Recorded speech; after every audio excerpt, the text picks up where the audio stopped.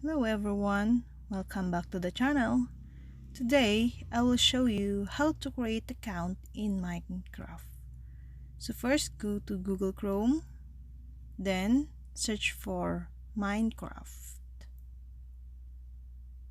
Then click the first one. At the top of the left side, click the three lines, and at the bottom, click the login.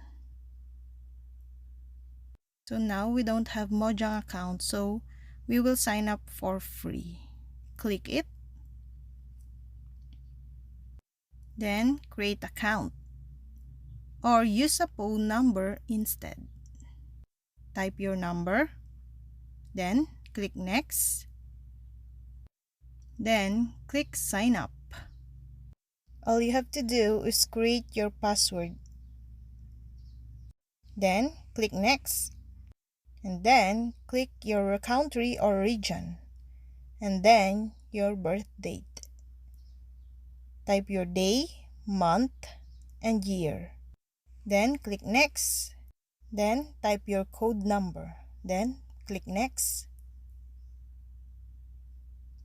Just wait for a minute. To verify your email, they have a resend in your email. Then go to your Minecraft. And you've done.